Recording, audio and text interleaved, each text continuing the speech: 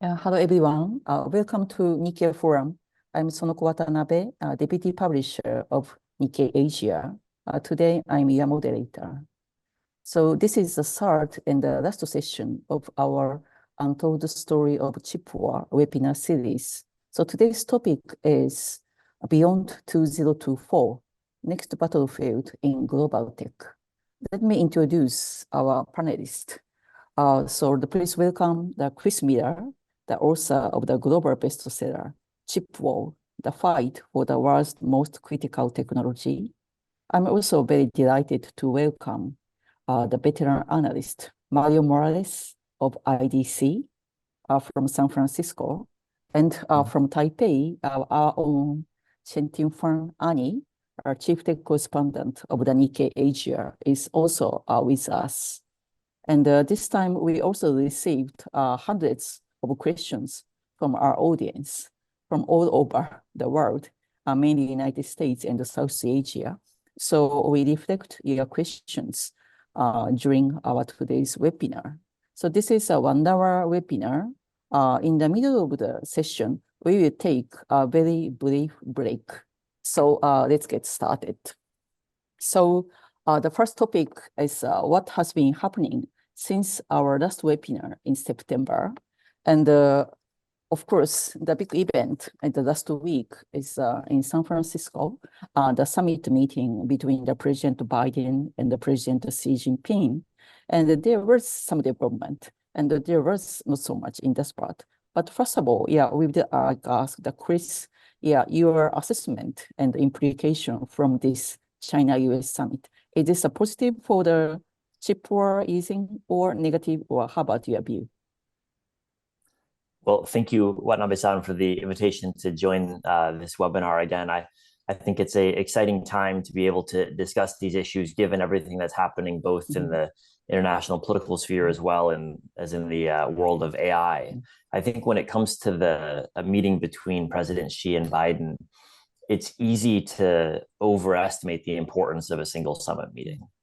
I think we often find, first off, that meetings between presidents or heads of state are not necessarily indicators that relations will be better in the future, but rather that they have been better over the previous several months. It takes months for heads of state to agree to meet, months for their staff to prepare the meeting. And often it's the case that the improvement in relation actually comes before the meeting rather than afterward. And so I don't think that the fact that these two presidents met actually tells us much at all about the future of the China-US relationship or about the future of policy towards semiconductors. And I think that although it's true that both sides, both presidents would like more stable relationship over the next 12 months. They're also both planning further steps in the semiconductor sphere to compete with each other. And I think we should expect that those competitive steps that they're likely to take will be seen as destabilizing the other party. And therefore that the Biden-Xi meeting is probably not going to be looked on as a major turning point in hindsight. That's probably not the news that the chip industry wants to hear, but I think that's the most likely assessment of what the summit has and has not accomplished. Actually, our audience also has a lot of interest in this, and we have the question about the assessment of the panelists, not only from the United States, but also, for example, from the India.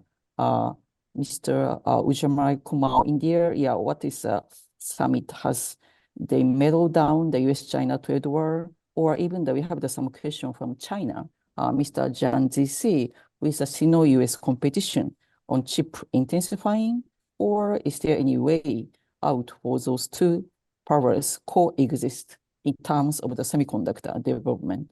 Of course, from the United States, a lot, including Mr. Amdev Schwenel, maybe in coming weeks, what we are expecting the response from the Chinese side. So those are their interests. So the same questions for the Mario. How do you assess the summit? Well, I was participating last week in San Francisco in other meetings, but I would actually be a little bit more positive. I think the fact that two large countries are coming back together to at least begin to talk a little bit more. The challenge is that there's so many items on the agenda to discuss, right? And it goes well beyond semiconductors. I think when you look at the semiconductor space, whenever you're making any decisions in this space, you have to look at it in terms of years. And I think from what we've seen in the last 4 or 5 years, the differences between the US and China have gotten really, really, or created a very wide gap. And I think that looking at this from last week's perspective, I see it as a positive because at least now they're talking again. And like Chris mentioned, this has been months in the making. So I'm hopeful that as the market begins to bottom and return to growth, this could be a good sign and could be welcomed by many of the semiconductor ecosystem. Really, in the semiconductor industry ecosystem, those two countries are really, in some way, of the like interdependent. Absolutely. I think when you look at this space, the whole industry is, entire value chain is very interdependent. So as you look at the CHIP Acts in both the US and in Europe, and you see the investments that's happening in Korea and in Japan, we cannot forget that these markets are all interconnected from decades of investment that we've made across these regions. And so some of these initiatives that we're seeing today need to continue to focus on continuing to maintain that interdependency that we see within the supply chain. Yeah, thank you.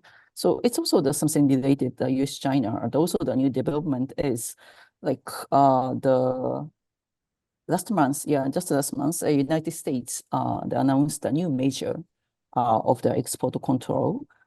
This time a bit tightening the export, the regulation of the AI chips. So it's including, of course, NVIDIA, other products.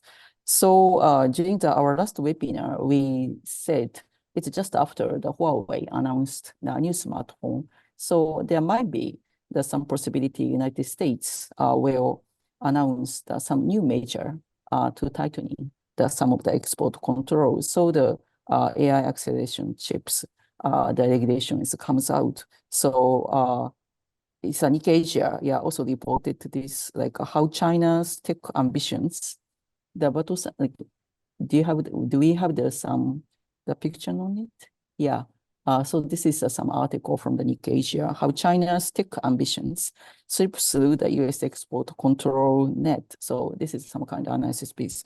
But so first question is, Chris, is the move of the tightening of the AI chip export is things you are expecting?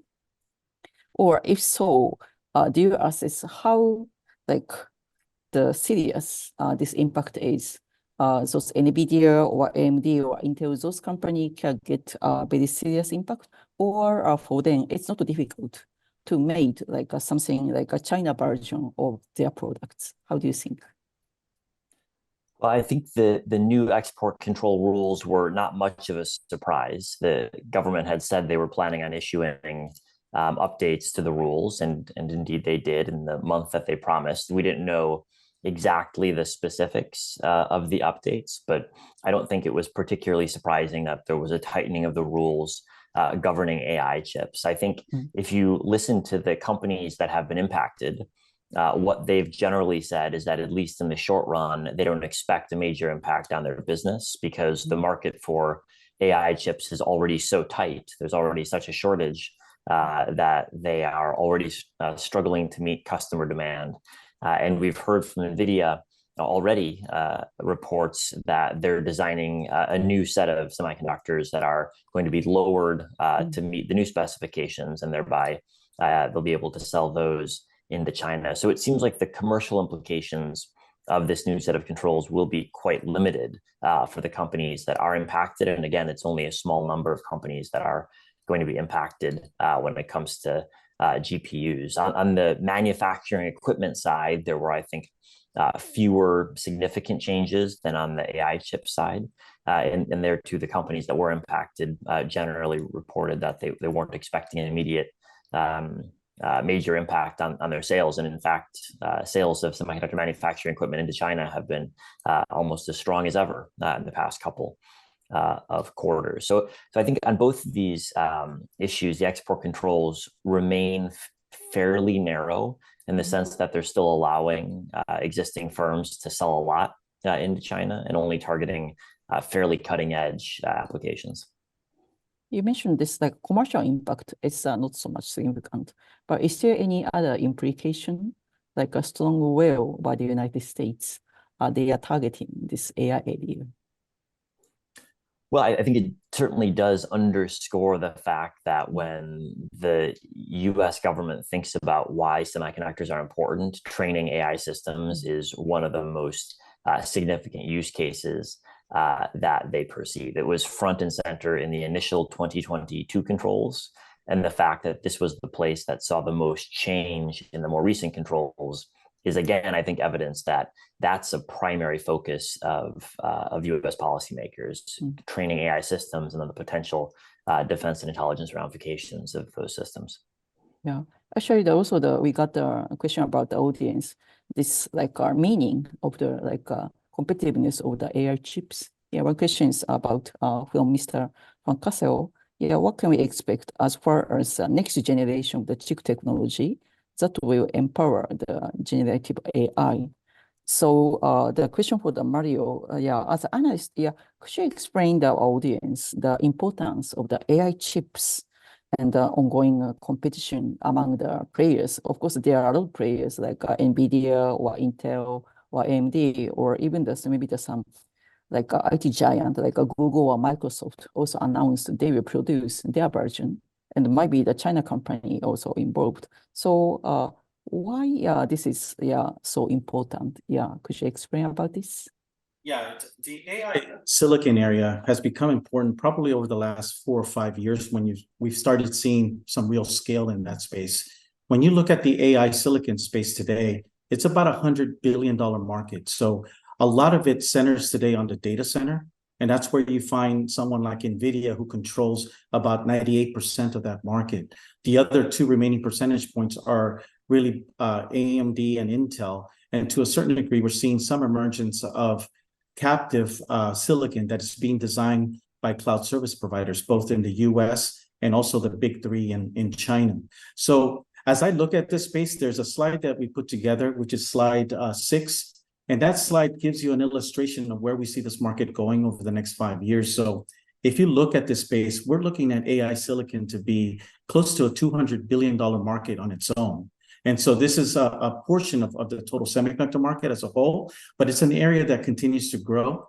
It's an area that impacts not only the level of infrastructure that we continue to invest in for the cloud, but we're seeing AI now be infused in areas like network infrastructure, edge infrastructure. And I think over the coming years, we can also see it explode, especially for inferencing at the very endpoint. So everything from a laptop to a smartphone will all now be infused with the ability to run large language models. Now, we've been using AI for a number of years in these devices, but mostly for camera resolution or to optimize a couple feature sets, maybe for your email or texting. But now being able to run 2 or 3 language models directly on your device, where the device no longer has to go back up to the cloud to run the application. I think this is where we're going.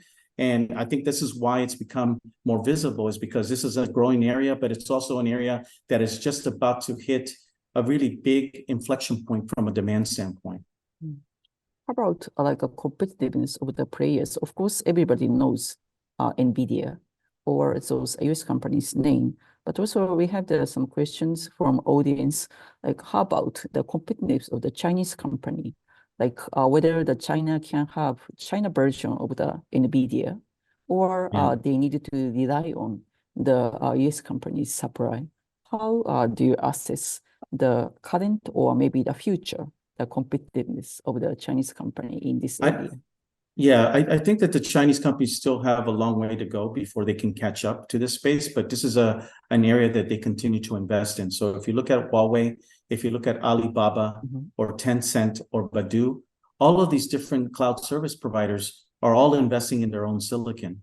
And recently Huawei introduced their 7-nanometer chip for the mobile phone device, but you can bet that they're also developing an ASIC that can take advantage of the same process technology for network infrastructure and also for their own server ambitions. And so I do believe over time, you're going to see a gradual shift of some of the demand that we see today in China that is served primarily by Intel and NVIDIA and AMD, some of that demand will begin to move more to some of these local giants who are also investing heavily and in AI silicon.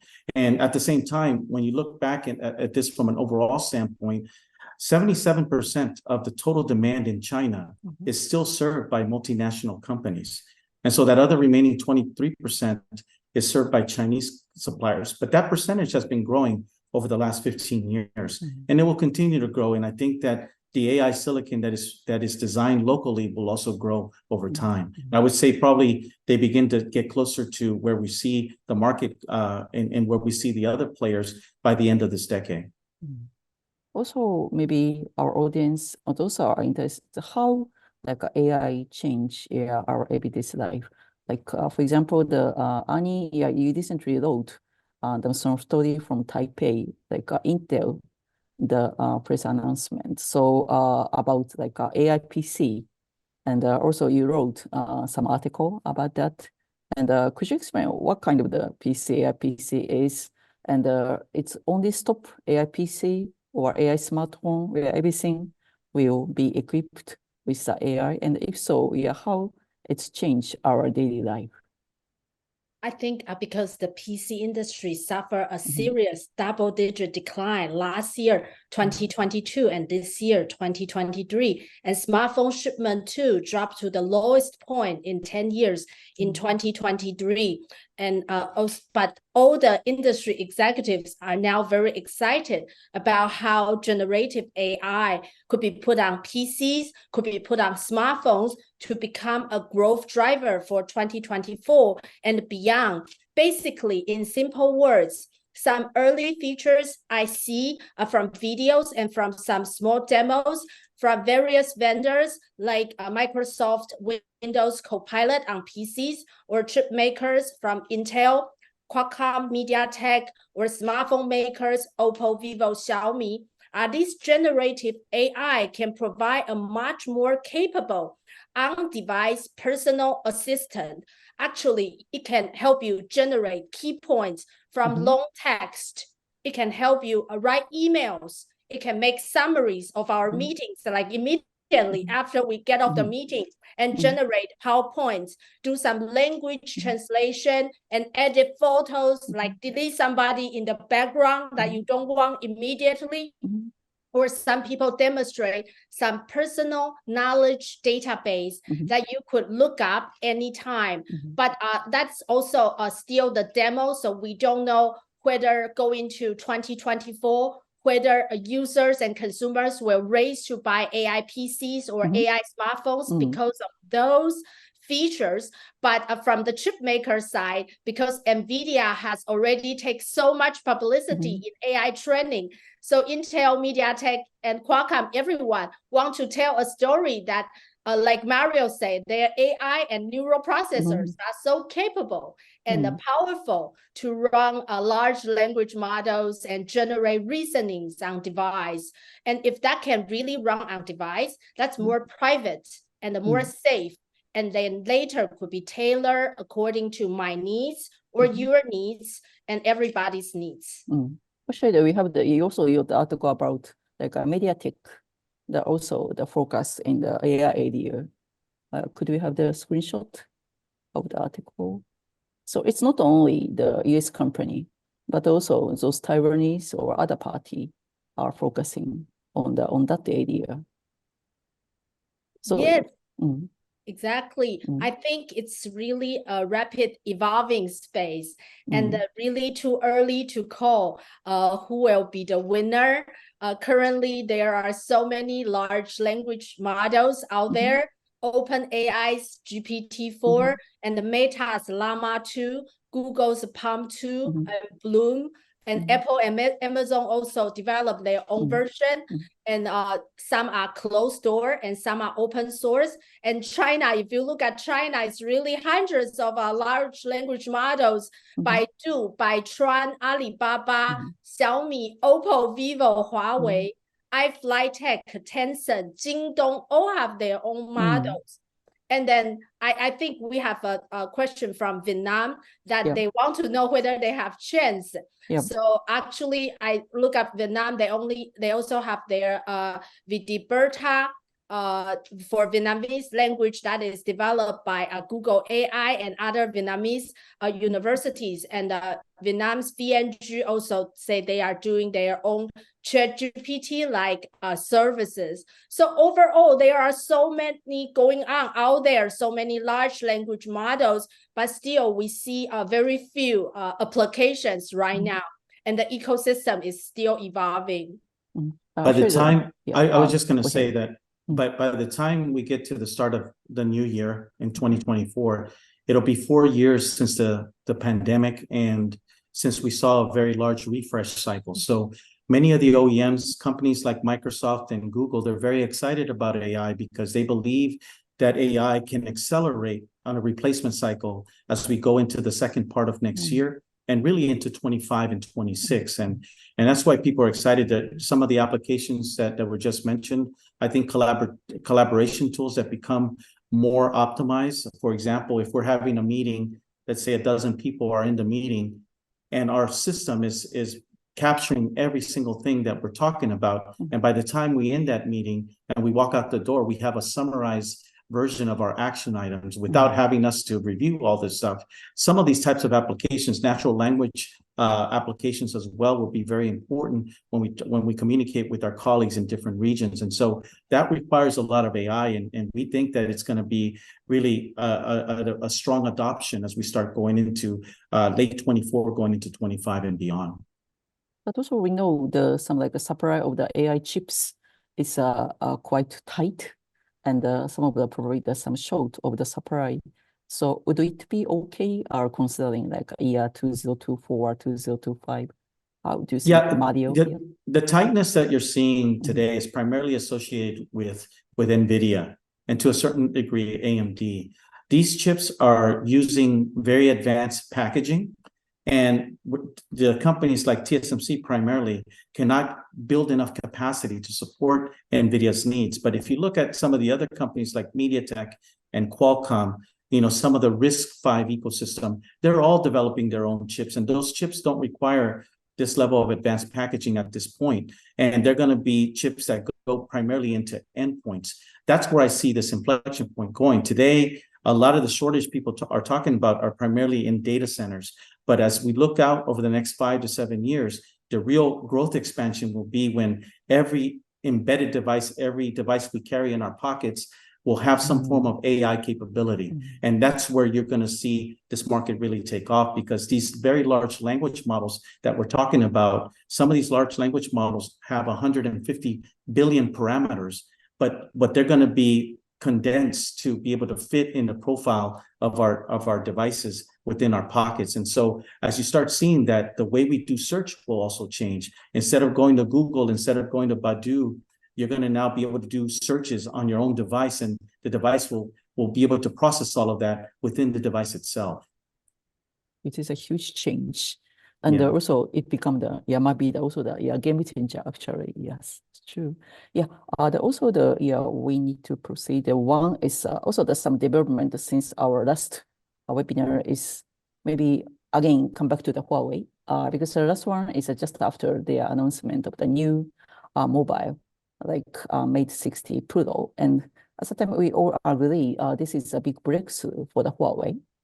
As also the Mario mentioned, it's also used the design by China and produced in China and 7nm chip. But at that time, we are not so sure about whether SMIC, the China foundry and the high silicon China design company under the Huawei can continuously produce those amount, or the people in China are eagerly to buy it. So now after several months, it looks like iPhone has some difficulty, and the Huawei products is quite popular. So maybe I want to ask again, Chris, how do you assess maybe the potential or competitiveness of the Chinese semiconductor industry, including the Huawei?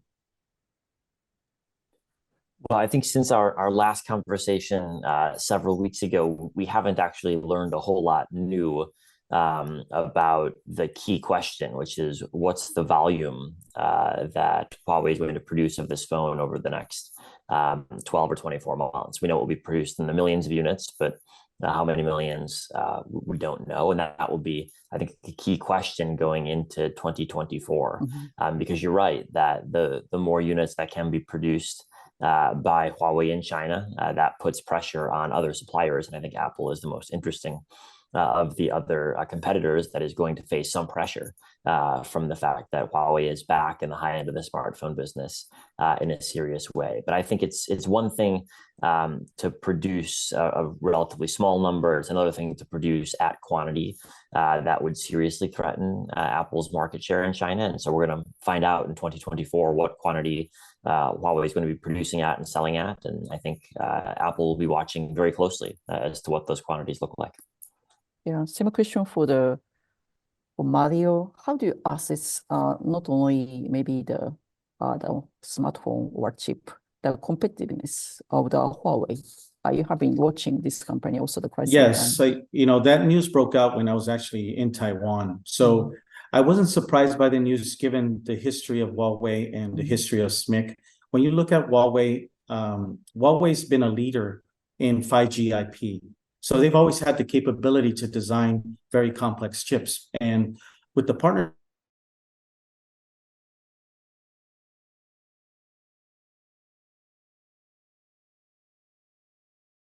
TSMC or Samsung, who are the primary other suppliers that can do 7 nanometer. But I do believe that they're going to keep pushing the envelope as much as they can on the existing tools they have. And it won't be a challenge for Huawei to build scale from a hardware standpoint. But what we can't forget is that when you look at a phone, it's both hardware and software. What makes iPhone unique, what makes Samsung's solutions unique is that they not only put together the best hardware, but also the best software. And we have to see, I think, wait and see whether or not Huawei has also equally invested on the software side of things, because what cratered Huawei's position in the high-end smartphone market was not just having access to TSMC. They had built up a year's worth of inventory.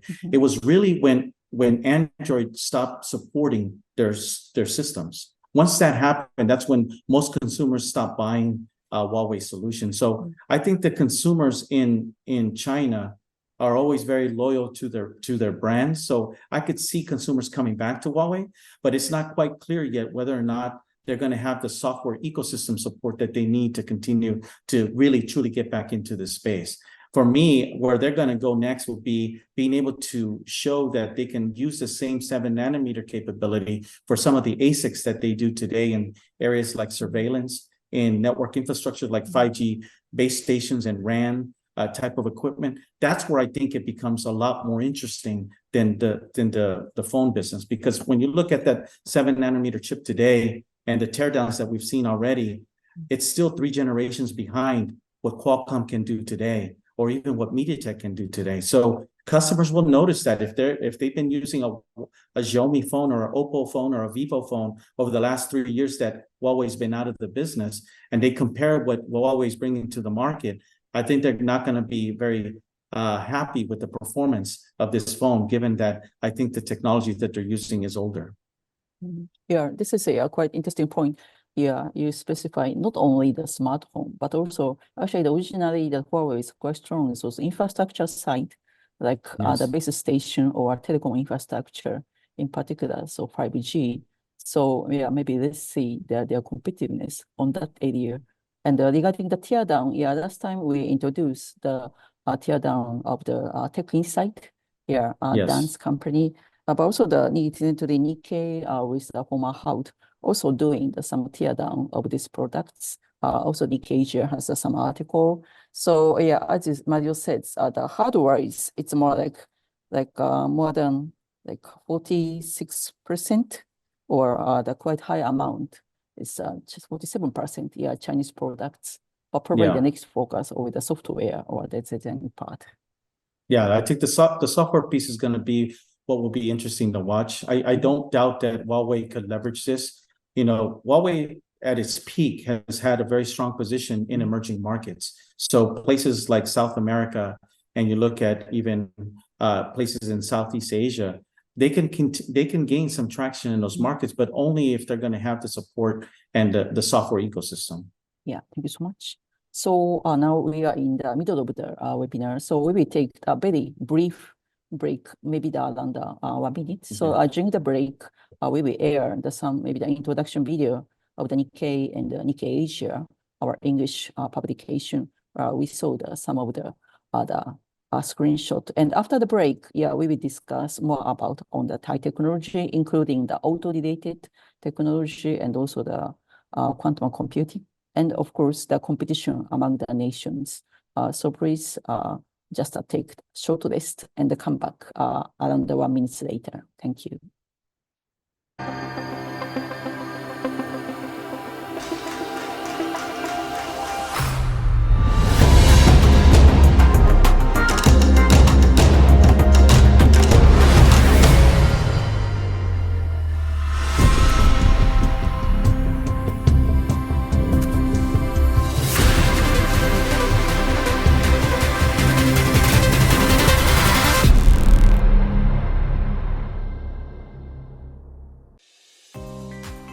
Thanks to you, our valued readers, Nikkei Asia has been able to invest further in delivering independent quality journalism from Asia to the world.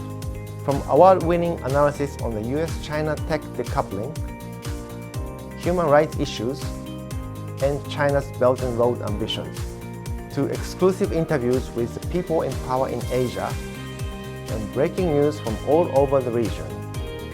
Our team of over 1,500 journalists and an ever-growing dedicated newsroom will strive to uncover the stories that other publications miss. Nikkei Asia, the voice of the Asian century.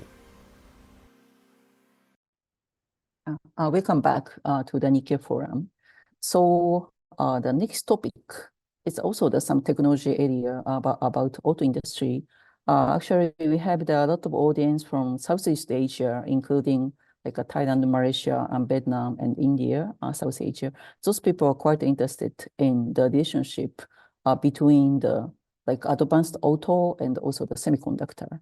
In particular, now we know the Chinese company is quite strong in the EV area. We also had some article about like a BYD or those Chinese companies, the power in this market. But also people want to know if we go to like a next stage, like more advanced, like a self-driving, or maybe the next generation, not only the commercial or military, the self-driving age, what will happen to this competition? So the first question is for Mario, could you explain what will happen in the semiconductor supply chain related to the auto if we go to more advanced EV or more advanced self-driving? Oh, Mario, you are mute. Sorry about that. So to set some background on the automotive industry as a whole, it accounts about 11 to 12% of the total semiconductor market today. And if you look out over the next 5 to 7 years, the automotive industry will probably grow twice as fast as the total semiconductor market. So this is an industry that by the end of our forecast period, it will actually be over 100 billion in size, just from a silicon standpoint. When you look at EVs are one of the growing parts of this space overall. A lot of it has to do with the fact that as we move to whether it's a hybrid vehicle or a full electric vehicle, you're seeing the semiconductor content grow exponentially. So if it's an electric vehicle, you're looking at maybe 2 to 3 times more silicon content on that vehicle versus a standard combustion engine vehicle. And so I think that's where the opportunity is. We can see production of vehicles remain nominal in terms of growth or even remain flat, but the semiconductor industry continues to grow. And if you look at this correction that we've been in over the past year or so, the semiconductor industry has gone through a pretty big correction, but the automotive market surprisingly has remained very resilient. And a lot of it has been that you're seeing a buildup of inventory to be able to support the growth of these tier ones and automotive OEMs. But it's one of those areas that will continue to get a lot more interest, and because it's going to drive a lot more growth for the semiconductor industry as a whole. How about now maybe the BYD or other Chinese company, it looked like they didn't have any difficulty to source like a power chips or anything related semiconductor from domestic market. But how about in this like next age? Is it difficult for them to get those kind of the semiconductor within the domestic, the Chinese market, or do they really need to rely on like the foreign companies to produce those new kind of the semiconductor? Well, China supplies a lot of the materials that we use to build the silicon, but the semiconductor industry that's supported by the automotive industry is made up primarily of non-Chinese companies. So, you know, you mentioned BYD, these guys are system companies, or they're building batteries. But the silicon itself is owned by NXP, ST Micro, Infineon, TI, Renesas in Japan. These are those 5 companies alone control about 80% of the market. And then you have dozens of other players that come from Taiwan, Korea, and other parts of the US that make up the difference. I think over time, because the automotive industry, when you look at the buildup of a vehicle, over 70% of the vehicle's semiconductor content is using mature technologies. Given that capability, given the fact that that's the case, you could potentially start seeing some displacement where some of the local companies within China that are focusing on analog areas, that are focusing on microcontrollers and sensors, they're going to begin displacing some of the leaders in that space over time, especially because today China is already the largest automotive industry as a whole when you look at it from a semiconductor perspective. How about in some other area of the self-driving? Is this like a military use? Of course, so the quiz, you are quite strong in this area. So the self-driving technology is, of course, not only important for the commercial, but also for the military. So could you explain how the United States prepare for the era of the self-driving, like a military technology, and can other country, including China, also can easily catch up, or to achieve the target, can United States easily get the necessary a semiconductor or related materials from their domestic supplier or from their allies supplier? Well, I think you find if you listen to what defense ministries around the world say, they're all focused on the application of increasing autonomy or semi-autonomous operation to almost all types of defense and intelligence systems. And this is already happening. And it's already the case, for example, that there are drones that can fly semi-autonomously, and it's going to increasingly happen well into the future. I think the easiest way to conceptualize this is to think about drones flying, for example. But in fact, all types of systems will become increasingly semi-autonomous. And so we have the application of AI not only in autonomous movement, but also in, for example, predictive maintenance that will tell you when a system is likely to break down, or in the processing of signals intelligence to help understand what a given set of optical or infrared or electromagnetic data actually means. So it's already the case that many different militaries are trying to deploy AI to defense systems. And I think it might be the case that the US is a leader here, but it's actually very difficult to know how to measure that or know how to assess which countries are in fact in charge, because we're still in the early stages of what will be a major change in the way that militaries operate. And I think that's why you see political leaders and military officials all over the world focusing on this area. There's a widespread sense very important for the future of military power, and there's great uncertainty about how it will develop and which countries are likely to lead in this sphere. I would agree. I think when you look at this space, you can look at the Ukraine war as a good example, where you've seen an increased use of drones. And I think a lot of those drones not only come with a lot more content, but you're starting to see that they're semi-autonomous today. And I think what makes AI interesting is that there's going to be a point in time where the AI capability can create itself. And so what I mean by that is software creating software. And I think we're going to get to that point over the coming decade or so. We'll see it initially in our data centers and these very high large language models that are now reproducing themselves. But over time, that adaptability can be put into devices at the endpoint. And I think that's where this market becomes a lot more interesting. And this is where I think everyone's going with the intelligence that we're putting in many of these devices. Yeah, but also it's like probably those new technology also require like new like materials, like minerals of the products. And yeah, the Arnie also you recently wrote them some article about like global wafers. Their plan to produce more like silicon carbide wafers, and also it's look like other companies are also they're doing. So could you explain why this is necessary and how important it is?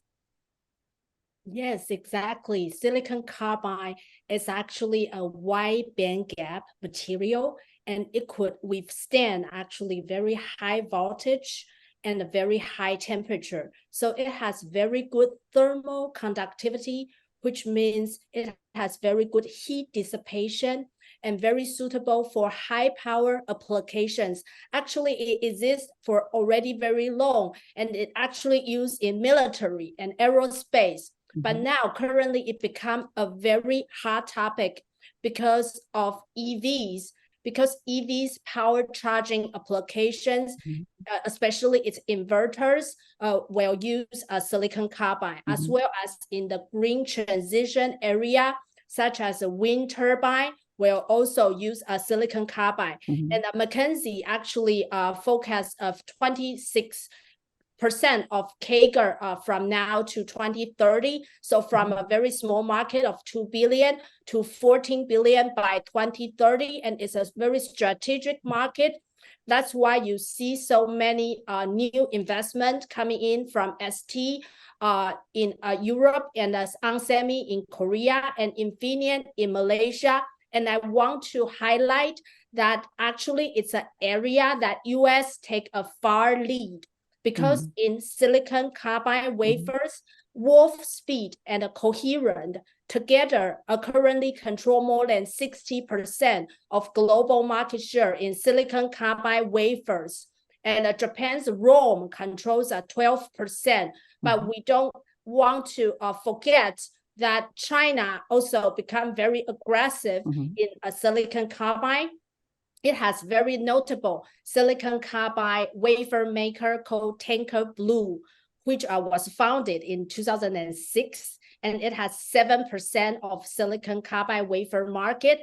Also, I want to mention that in the silicon carbide area, it's actually an area that Europe and China are still working extremely closely.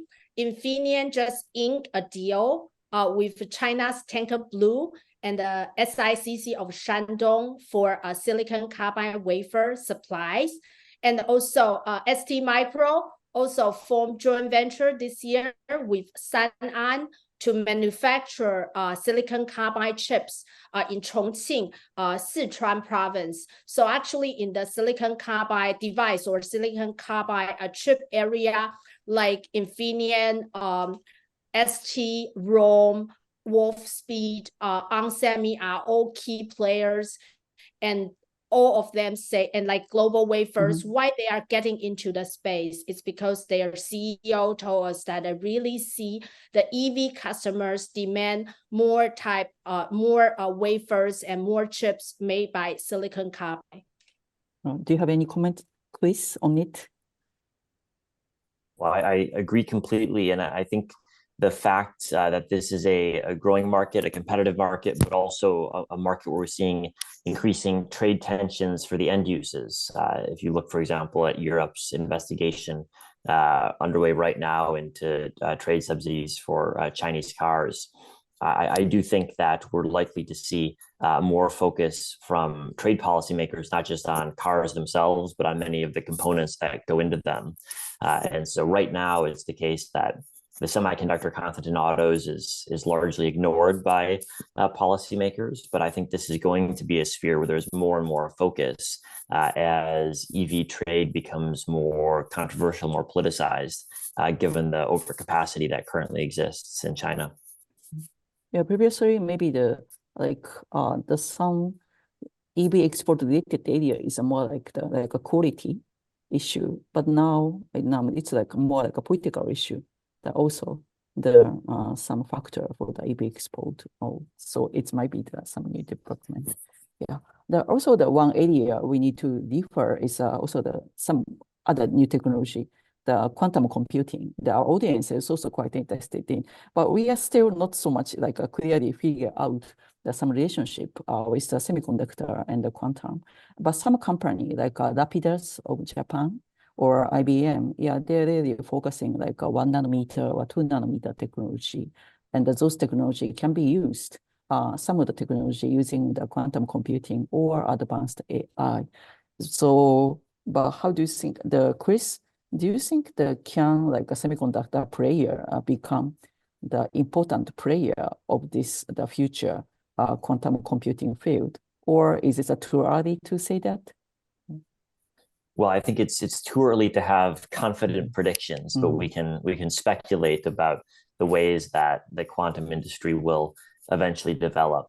What I think is striking is that a lot of the major investments that are made into research on quantum computing are made by major cloud computing companies or major data center companies, whether it's IBM, as you mentioned, Google, Microsoft, Amazon, which I think to me suggests that at least for many of the paradigms of quantum computing that are being explored, there may well be very close interaction between traditional data centers as we know them today and the earliest quantum computers that are eventually deployed. And so I think it's wrong to see quantum computing as a replacement to the silicon-based computing ecosystem that we know right now. I think it will be more of a supplement, at least in its earliest phases.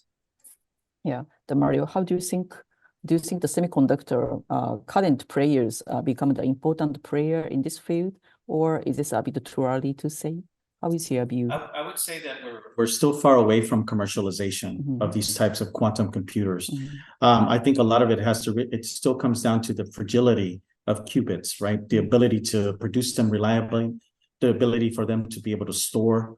But I do believe that a lot of the investment will continue to come from the public sector, from very large companies like Google and Microsoft, because they want to be able to continue to push the envelope on performance. And this will definitely be able to do that. But I agree with Chris. I think technology will be more of a complement to the semiconductor industry as a whole. And I think today, some of the far-reaching research that we're doing in the semiconductor industry, like areas like photonics, when you think about what we're doing in advanced packaging, what we're doing in terms of the type of new materials like quantum dots and some of these new materials that foundry companies like TSMC or a company like Intel is beginning to talk about, some of these technologies will find a way to make themselves into the quantum realm.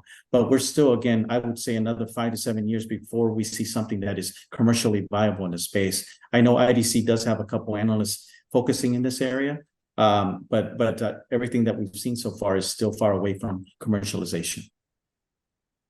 Thank you for answering this question. Maybe this is area we really need to see beyond 2024, although this is quite important. Sure. Yeah, and also the last part of our discussion is about the competition, also the government and the private company relationship. Because the things happen for us several years is a lot of the economies, including the United States, but not only the United States, Japan or China or Germany or Taiwan or Singapore or Malaysia, and those economies really try to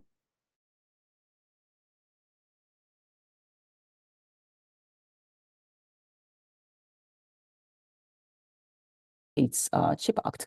But also there are some questions from the audience, like some of the incentive might be against WTO rule, or it is ethically correct to support those companies by one country, or it is probably some different side of the free economy. So it has been the 1 year since like U.S. Chip and Service Act started, and of course there is a new investment is happening. But now, yeah, maybe I want to ask you like the assessment, like how should be like a government and the private relationship? Of course, there is the pros and the cons. So first, how about Mario? How do you see the current situation? Well, I think when I look back at the semiconductor industry, I've been in the industry for over 30 years, and the public sector was involved very early on in our industry, especially because of some of the original markets that were driving silicon were military applications. When you look at the space today, we definitely needed to see some change in the way we invest in some of these spaces because we've been losing talent for a very long time. A lot of the talent today chooses to go into cloud or into social media companies or video companies as opposed to the fundamental engineering that we need to continue to move this industry forward. So it's great to see the investment coming from the US, from Europe. But what I think it needs to happen is that some of that investment needs to be reallocated and not so much just on the front end side of things, but looking closely at being able to attract OSAT and material companies also to invest in the same regions, because what makes someone like TSMC successful is that when they build a plant in Taiwan, they can build a plant in half the time it takes to build a plant in Europe or in the US, and it costs about 40% less. So when you have those kind of dynamics, you cannot compete at the very leading edge. And I think the US is trying to change that. And I think you will see some success. There's a slide that I put together that shows the capacity today that exists within the domain. And that example of the capacity, just to show you what we believe will happen over the next 5 years. But when you look at the space today, it's slide number 7. Yeah. 90% of the leading edge capacity is still coming from Korea and Taiwan. And even over the next 5 to 7 years, I would still say that about, yes. I would still believe that about 70% of the leading edge capacity will still stay there. When you look at someone like TSMC, they've made a goal to spend or basically infuse 20% of their capacity outside of Taiwan. But if you look closely at that, they're still going to keep about 80% of their leading capabilities in Taiwan, and all of their R&D from a process standpoint will still remain in Taiwan. So I think that there's a lot more to go before we can get a more balanced kind of environment. And the challenge is not going to be the dollars that we're pouring into this, because China's already shown us that they can put in $170 billion and still not successfully leverage that capital. And I think we need to be careful how we approach it in the US, how we approach it also in Europe and even in Japan. And I think a lot of it has to be looking at widely by investing in the entire supply chain overall. How about Chris? The audience, the interest is this a good way, like the United States, to keep current policy, or to protect the national security and also the intellectual property? Or is there any other area of the more like international collaboration among the nations? We have a lot of questions around this from not only the developing country, but also from the UK, like Miss Swati Pedmasharan. Yeah, she also want to know what kind of the role of the country, like to protect the domestic manufacturing and the property, intellectual property. So what kind of a role the government can play? How do you think? Well, I think on the topic of international collaboration, there's already a whole lot of that in the chip industry. The chip industry is one of the most internationalized of any in the world. And so I don't think there's a deficit on that front. I think if you talk to governments, whether it's in Europe and Japan and in the US and other countries right now, their primary focus is two things. First, on managing their supply chain risks, because every country is reliant on lots of imported semiconductors, different degrees to different countries, but there's a lot of focus on that. And then second, trying to support the segments of the semiconductor supply chain that are in their countries. And so I think you've seen, as we mentioned, a huge surge of investment in almost every major geography into the chip industry with this goal in mind. And the challenge is going to be finding business models that are effectively responding both to the investment that's coming from the public side, but also to the ways that demand is shifting. because ultimately governments can invest tens of billions of dollars, but the market to sell semiconductors into is vastly larger, and that's what will determine which companies succeed and which companies fail. And so I think if you ask what's the likely impact of the CHIPS Act in the US or similar incentives in Japan or in Europe, that's going to be impacted by the way these government programs are structured. But ultimately, the primary driver of success or failure will be, do companies' business models work? Are they viable? Do they have customers? That's historically been the dominant factor, and I think there's no reason to expect that won't be the predominant factor going forward, which means that if you actually want to understand what the chip ecosystem will look like in the US or any other country going forward, you've got to look a bit less at the CHIPS Act, important though that is, and more about who are the main players and how likely are their businesses to succeed or to fail. Yeah. And I think one of the most important things too is that we have to look closely at what the provisions are going to be if you take some of these subsidies. I think that is what we don't know yet. The US has already talked about, not allowing companies to invest in China for 10 years, but I don't think that's plausible for an industry that is very interdependent. And as we look over the next 5 to 10 years, the markets that the semiconductor industry serve, especially areas like the operational technology industries, the automotive industry, and even ICT, these industries are very, very large. And what we're starting to see is that the interdependency will continue to only grow. And so anything that cycles that slows it down, investments that we're making today in continuing to drive process technology and also software will not be successful, and it will actually set us back as an overall industry. Actually, we really want to continue the more, but we are really close to the end of the webinar.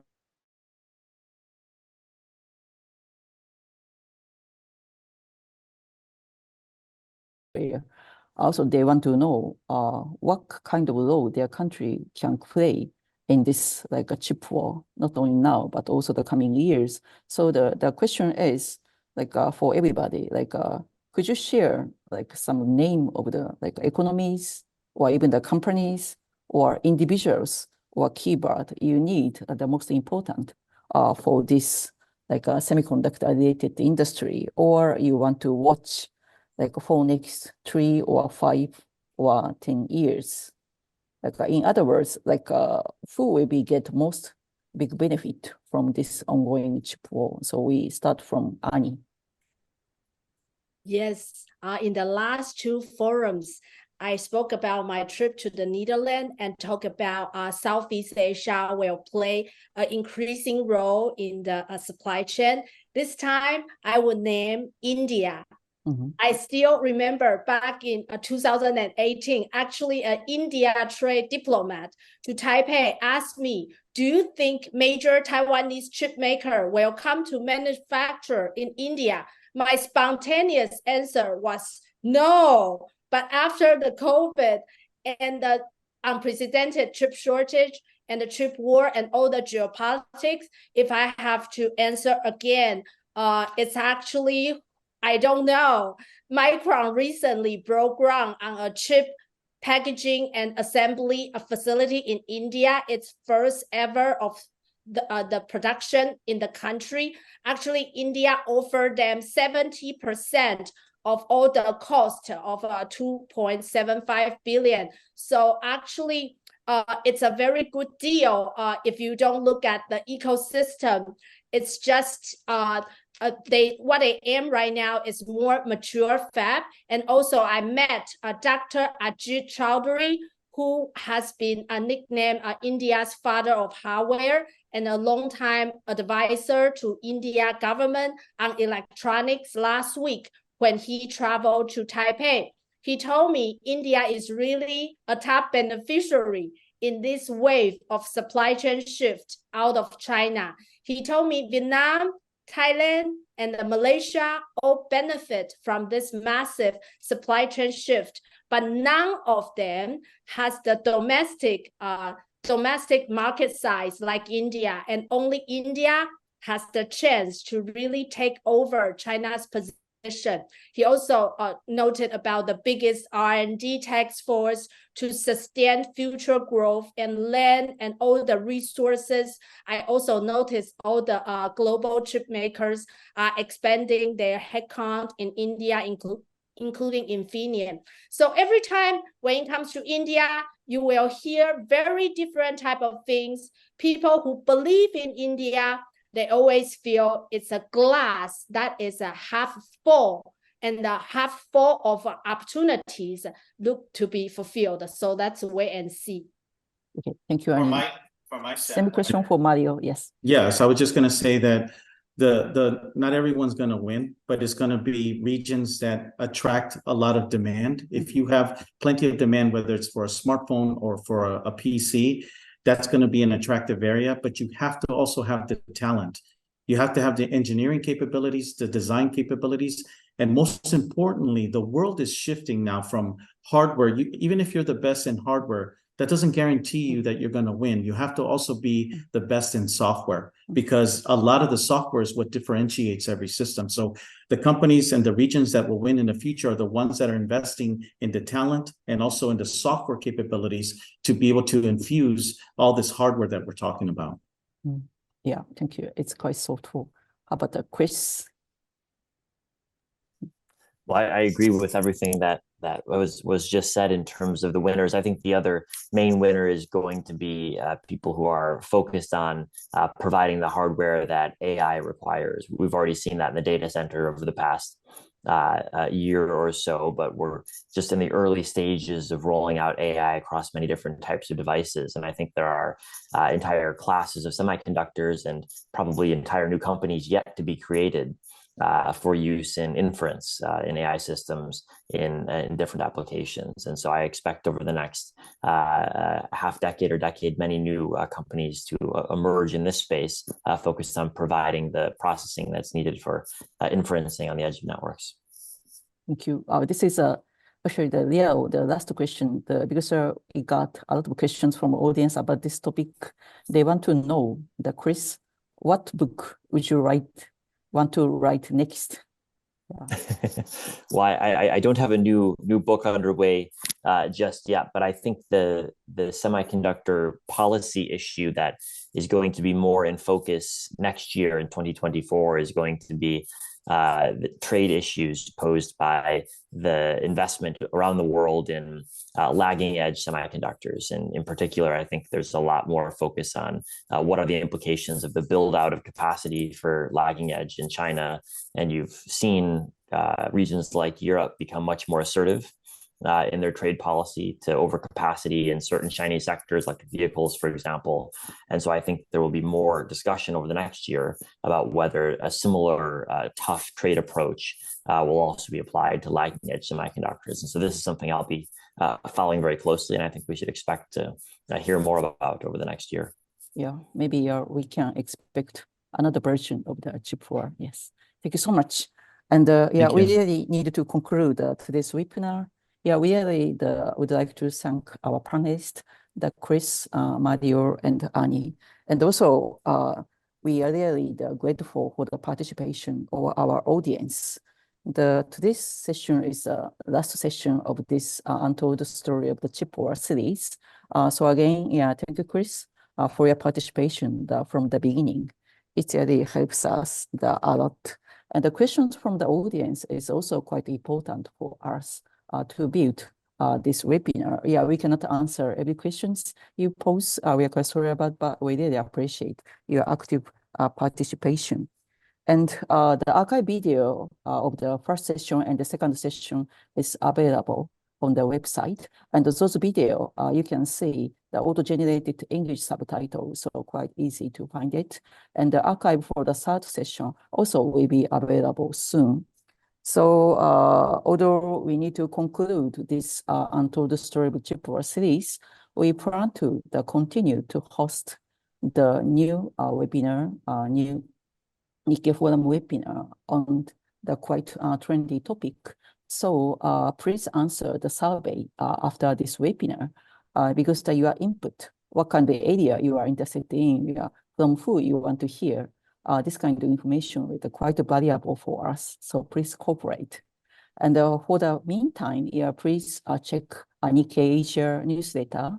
You are receiving our Nikkei Asia reporter, including the Ani and also the Hakore Lowry, quite actively follow the new development in the industry. So now we finish this webinar. So thank you for everyone, and please have the good rest of the day. Thank you. Thank you, everyone. Thank you. Thank you. Thank you.